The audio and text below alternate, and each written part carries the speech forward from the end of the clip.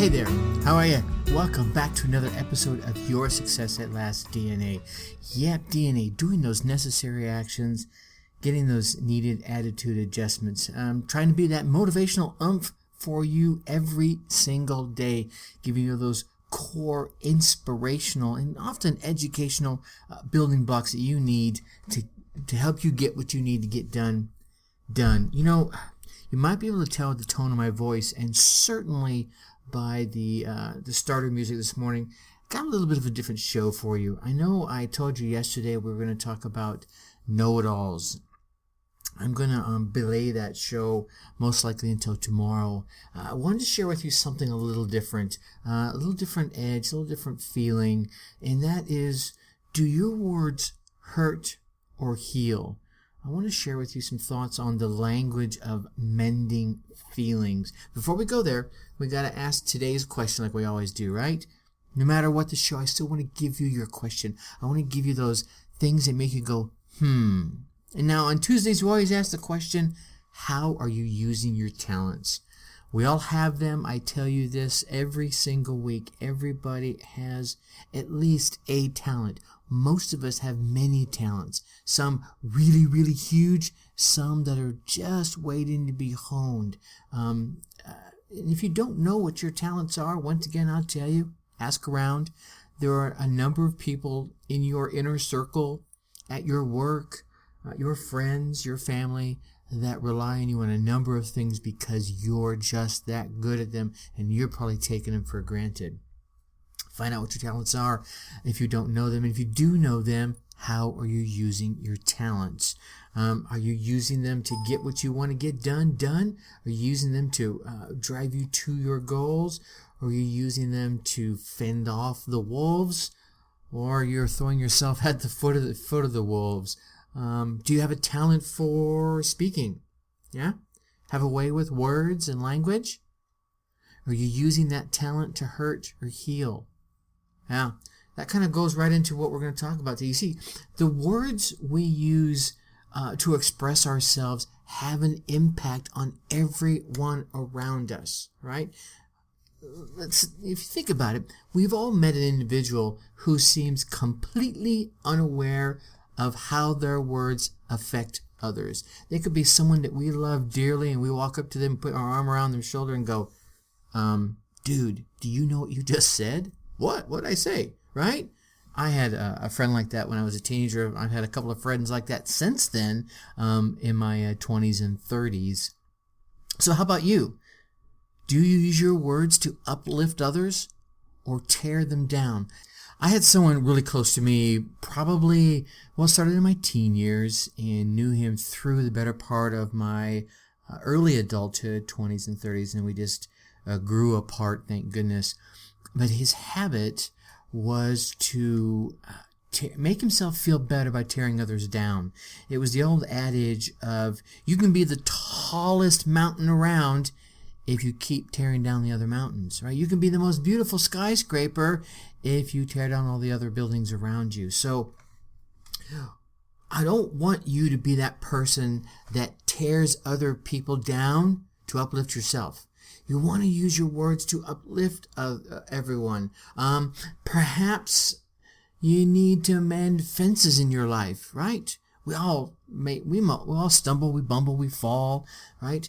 And we've got to go back and we've got to mend that fence. Maybe it's you just want to ensure that you're being supportive and that you're using that healing language. You know someone's going through a hard time, and you want to walk up to them and you want to share that you care, that you love, that you're open to hear, right?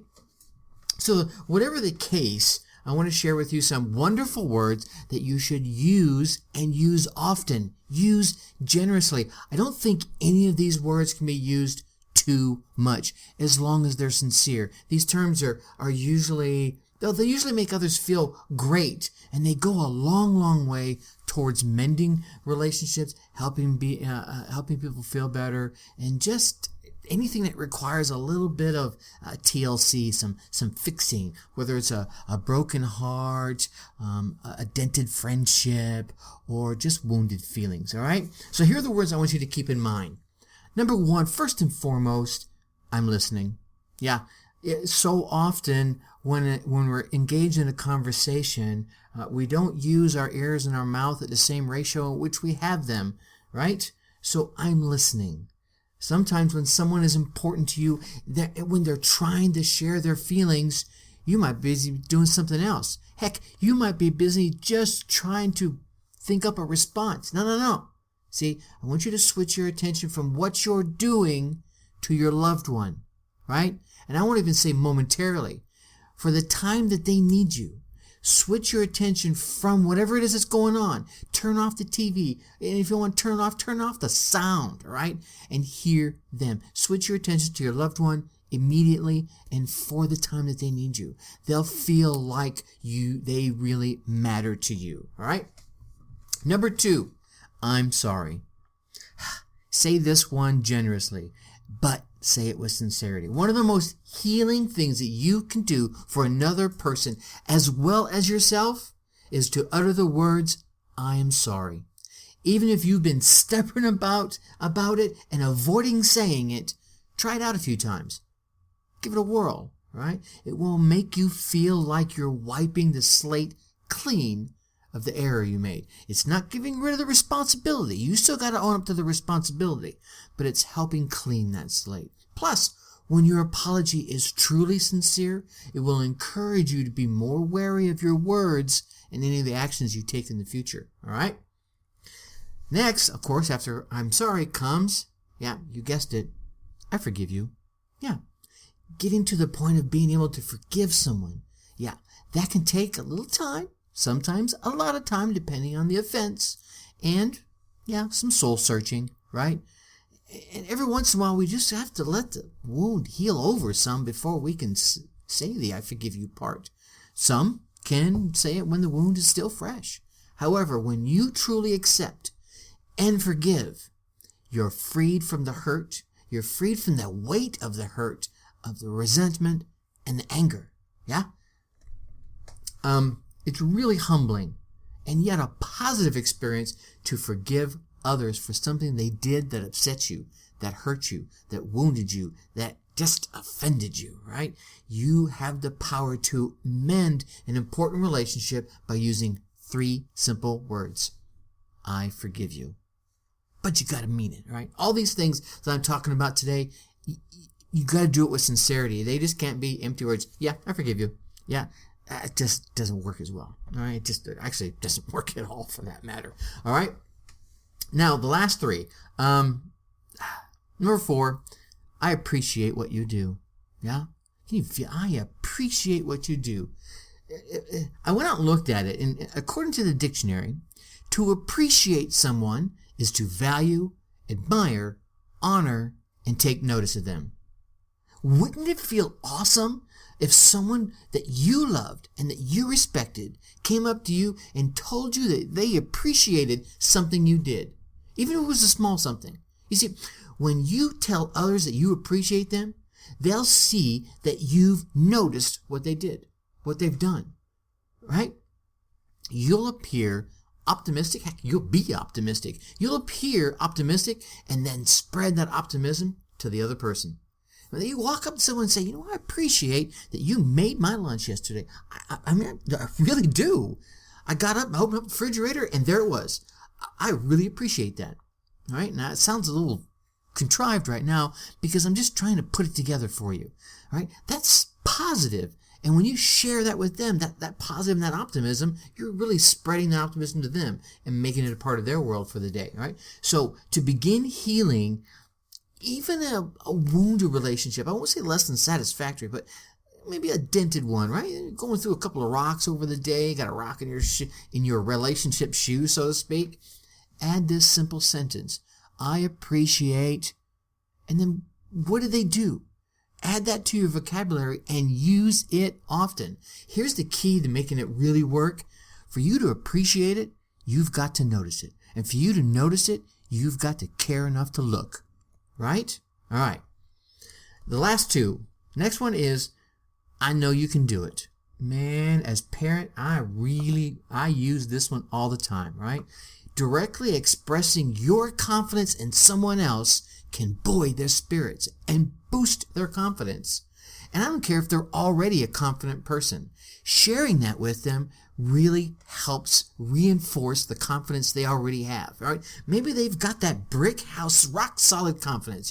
You're just adding another layer to the bricks. Ho, ho, ho. See, when you hear that someone else believes that you can achieve something, don't you begin to believe even more in it? Yeah?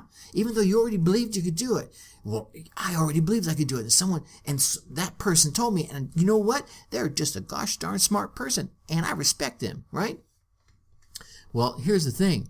If you feel better when it's being said to you, others feel good when it's said to them. Remember that.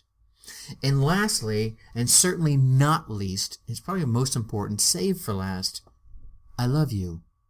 Yeah. See, when you cherish your close relationships, you'll want to use caring and supportive words often. You can't overuse words like that. Saying I love you is just about the most emotionally supportive and caring words that you say.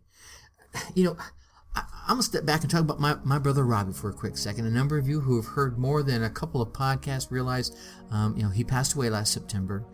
And he was a big, barrel-chested man. You would look at him and say, yep, he's a biker. He's one of those guys you'd walk into, say, a bar. You'd walk into a bar and you'd see him sitting there and you'd say, that is the guy I'm not messing with. But I tell you what, I told that man I loved him every time we separated. And he said it in return. And we did. And that doesn't make him any less of a man. Doesn't make me any less of a man. Wouldn't make you any less of a man. And certainly doesn't make you any less of a woman. Share it. If you feel that, share it. When a loved one is having a tough day, or just for no reason at all, those spoken words can bring that warmth and that joy and that solace. When you say, I love you, it's a simple expression that transmits so much. And that connection you already have, you've just strengthened it a little bit more. You see, at the end of the day, the words of our mouth can be as refreshing as the crisp morning air in springtime, as uplifting as the giggle of a baby. And let's be honest, they can also have opposite effects. One word or phrase can completely alter the direction of someone's day, or even their life, if it's really extreme. Using the language of mending feelings each day can add one of the most soothing and supportive habits, or can be one of the most soothing and supportive habits that you can ever develop. Speaking words like, I'm listening, I'm sorry, and I forgive you, those heal, right? Those build. Saying, I appreciate what you do, I know you can do it, and I love you, can turn someone's frown completely upside down. So, share your love and your joy for life by using this language that mends, this language that uplifts the soul of those that you care about. Your kindness will be returned. It will bring you back happiness tenfold. All right? I'm not going to belabor anything. Tomorrow I'm going to go back to the show I was talking about. We're going to talk about know-it-alls. I just wanted to share this a little bit with you.